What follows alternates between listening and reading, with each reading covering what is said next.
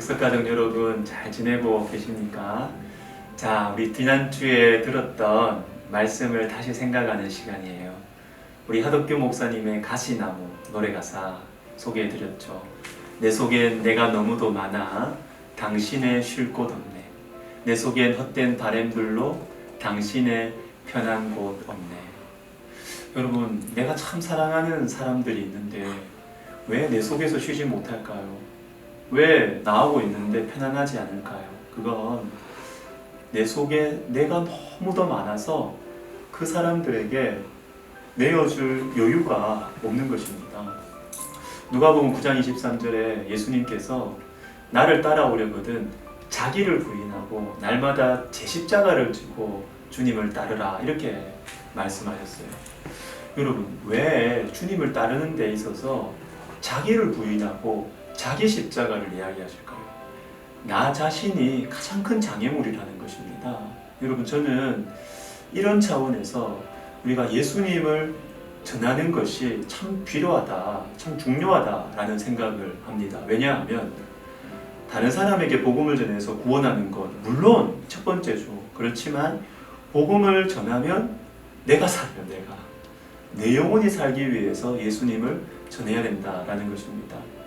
잠들어가는 내 영혼, 자꾸 내 문제만 생각하면 머리만 복잡하고 영혼이 자꾸 잠들어요. 근데 이 내 영혼을 깨우기 위해서 제일 좋은 방법은 예수님을 전하는 것입니다. 전도에 대한 이 부담감을 이렇게 가지면 사람들 만날 때 달라지죠. 물론 부담이지만 선한 부담이에요. 여러분, 이런 부담은 우리를 건강하게 해줍니다. 아무 문제 없다고 편한 게 아니에요. 여러분, 다른 사람들을 향한 사랑과 섬김에 대한 부담, 복음 전도에 대한 부담은 우리의 영혼을 살리고 따뜻하게 만들어 줍니다. 우리 지난주일 이 본문이었던 베드로전서 3장 15절은 복음 전도에 대한 대표적인 말씀입니다. 너희 마음에 그리스도를 주로 삼아 거룩하게 하고 너희 속에 있는 소망에 관한 이유를 묻는 자에게 대답할 것을 항상 준비하되 온유와 두려움으로 해라. 우리 안에 소망에 관한 이유가 당연히 있다는 거예요. 있고 이것을 사람들이 묻게 될 것이다. 이게 당연하다. 묻게 될 것이다 하는 것입니다. 앞에 나온 말씀과 같이 보면 너희 마음에 그리스도를 주로 삼아 거룩하게 하고, 즉 우리가 마음으로 진심으로 예수 그리스도를 내 인생과 내 영원한 운명의 주인으로 삼으면 우리 안에 소망이 당연히 생긴다는 거예요. 당연히 생긴다. 여러분, 소망은 그런데 소망에 관한 이유라고 했습니다. 근데 이 소망은 지금 내 손에 없는 것을 바라는 것이에요. 소망은 그러니까 미래와 관계가 있습니다. 풍성할 때만이 아니라 가진 것이 없을 때에도 무슨 든든한 백이 있는 것처럼 믿는 구석이 있는 것처럼 살아가는 것이 그리스도인이에요. 이것을 사람들이 궁금해할 것이고 이 이유를 말해주라는 것입니다.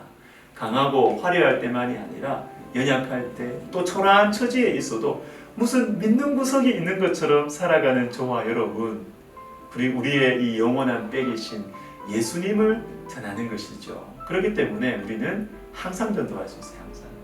현재의 성공이 비록 없어도 미래의 소망 때문에, 믿는 구석 때문에, 영원한 백이신 우리 주님 때문에 우리는 항상 전도할 수 있는 것입니다. 사람들이 물어보겠죠. 지금 당신 상황은 편안하게 있을 수 없는데 왜 감사하냐고, 왜 복수해 주지 않냐고, 왜 웃고 사냐고. 여러분, 그때 우리가 말하는 것입니다. 저는 예수 그리스도를 제 마음의 주인으로 모셨습니다. 저한테 가진 것 없어요. 밀어주는 사람 없어요. 그래도 제게는 예수님이 계십니다. 그래서 저는 웃고 살아요.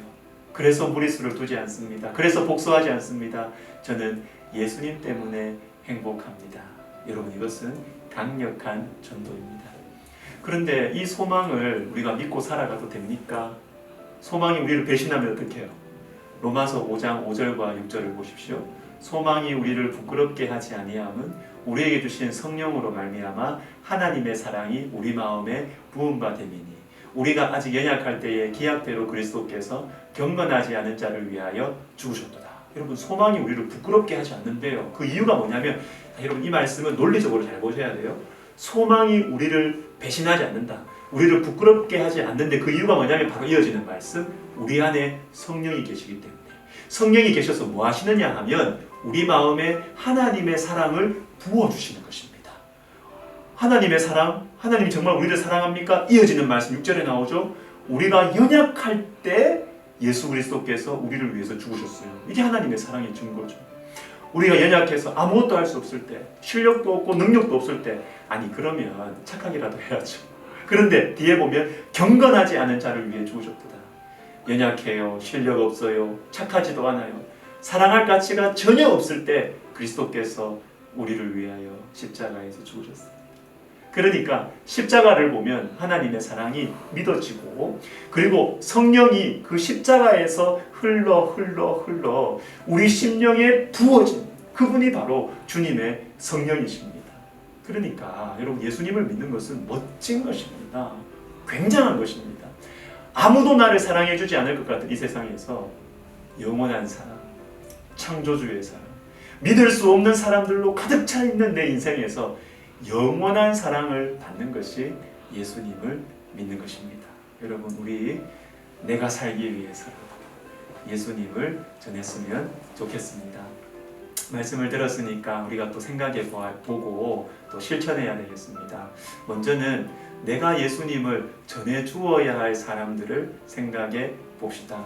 가족들이겠죠. 근데 제가 말씀드렸죠. 기도할 때 꼭 전도해야 된다. 맞아요. 그렇지만 여러분, 낙심하지 말고 계속 섬기세요.